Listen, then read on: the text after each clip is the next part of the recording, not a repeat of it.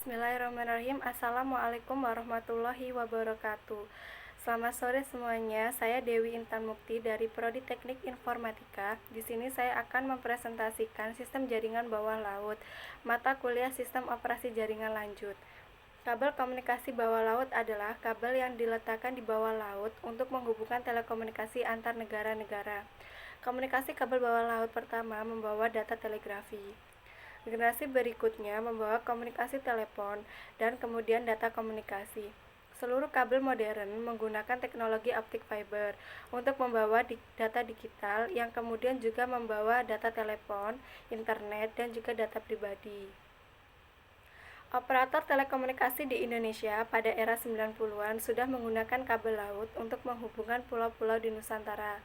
Penggunaan kabel laut serat optik memiliki banyak keuntungan dibandingkan menggunakan digital microwave yang memiliki keterbatasan pada bandwidth, sehingga tren kedepannya penggunaan kabel serat optik akan semakin banyak baik di darat maupun di laut.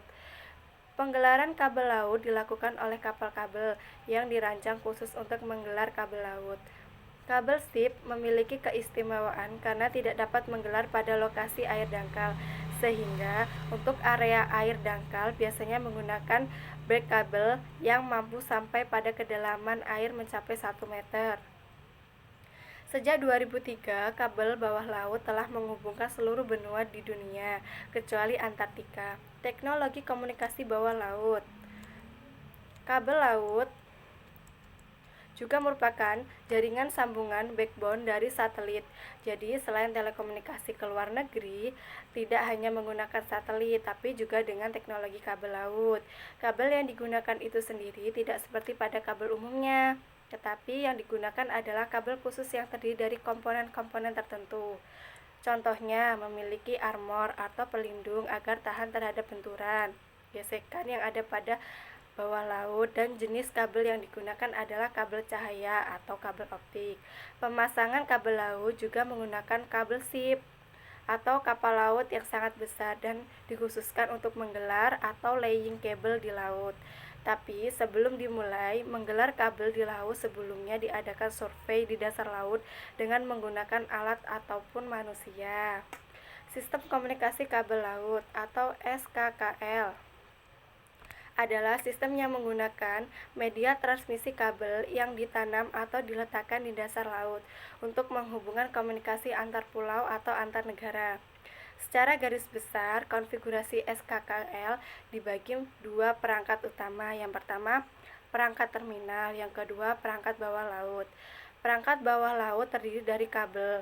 Kabel laut serat optik mempunyai dua fungsi utama, yaitu serat optik sebagai media transmisi dan kawat tembaga sebagai penghantar satu daya dari PFE ke reparator dan BU. Yang kedua, reparator. Reparator berfungsi untuk memperkuat sinyal pada reparator optik. Proses penguatannya dilakukan secara optimal menggunakan erbium doped fiber amplifier atau EDFA. Yang ketiga, equalizer hanya digunakan pada SKKL multi wavelength atau WDM. Equalizer berfungsi untuk meratakan spektrum penguatan semua wavelength dan dipasang setiap 10 reparator. Yang keempat, BU. BU digunakan pada SKKL yang memiliki lebih dari 2 landing station. BU juga digunakan untuk tempat membelokkan jalur optik. Tempat membelokkan lambda, dan juga digunakan untuk mengkonfigurasi sistem power. Sonar sebagai alat komunikasi di dalam laut. Sonar atau singkatan dari bahasa Inggris Sound Navigation and Ringing merupakan suatu peralatan atau piranti yang digunakan dalam komunikasi di bawah laut. Sonar sendiri bekerja untuk mencari atau mendeteksi suatu benda yang ada di bawah laut dengan cara mengirim gelombang suara yang nantinya gelombang suara tersebut dipantulkan kembali oleh benda yang akan dideteksi. Sonar biasanya dimanfaatkan dalam mengukur kedalaman laut, mencari lokasi dalam laut, mendeteksi kapal selam dan ranjau, menangkap ikan, serta berbagai kegiatan komunikasi di bawah laut.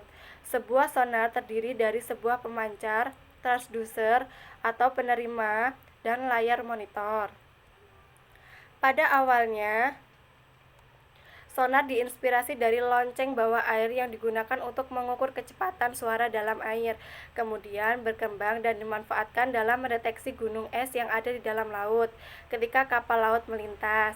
Seiring dengan perkembangan waktu, sonar dimanfaatkan dalam Perang Dunia untuk mendeteksi kapal selam.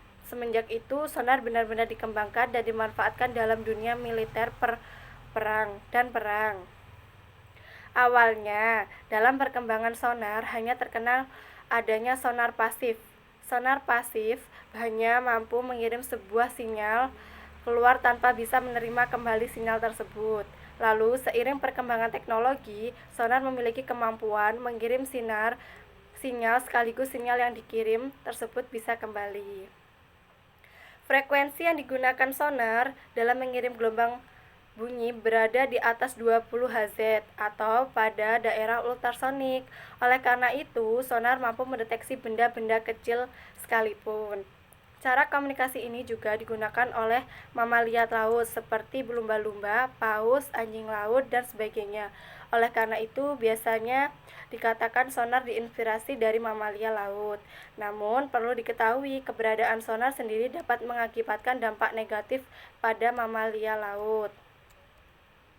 Hal ini dikarenakan gelombang bunyi yang dikirim sonar dapat mengacaukan sistem komunikasi mamalia laut sehingga sering terjadi miscommunication dan mengakibatkan banyak mamalia laut yang terdampar di pantai akibat dari pengiriman sinyal sonar. Yang selanjutnya, jaringan kabel fiber optik adalah sebuah kabel yang terbuat dari fiber kaca dengan teknologi canggih dan mempunyai kecepatan transfer data yang lebih cepat daripada kabel biasa. Biasanya, fiber optik digunakan pada jaringan backbone atau tulang punggung karena dibutuhkan kecepatan yang lebih dalam jaringan ini. Namun, pada saat ini sudah banyak yang menggunakan fiber optik untuk jaringan biasa, baik LAN, MAN, maupun WAN karena dapat memberikan dampak yang lebih pada kecepatan dan bandwidth. Karena fiber optik ini menggunakan bias cahaya untuk mentransfer data yang melewatinya dan sudah banyak tentu kecepatan cahaya tidak diragukan lagi.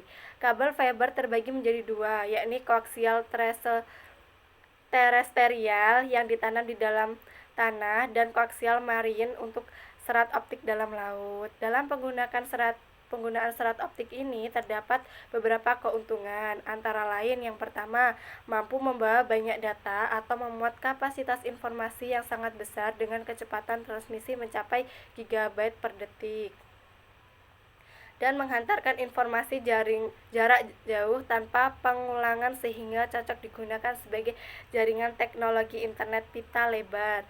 2. Biaya pemasangan dan pengoperasiannya relatif rendah.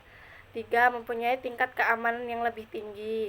4. Ukurannya kecil dan ringan sehingga hemat pemakaian ruang. 5. Kebal terhadap gangguan elektromagnetik dan gangguan gelombang radio. 6. Non-penghantar, tidak ada tenaga listrik dan percikan api. 7. Tidak berkarat. Mungkin itu tadi yang dapat saya sampaikan mengenai sistem jaringan bawah laut. Terima kasih sudah menyaksikan presentasi dari saya dari awal hingga akhir. Semoga dapat bermanfaat. Apabila ada kekurangan dalam materi dan cara penyampaian saya minta maaf yang sebesar-besarnya. Saya akhiri, wabillahi taufiq wal hidayah. Wassalamualaikum warahmatullahi wabarakatuh.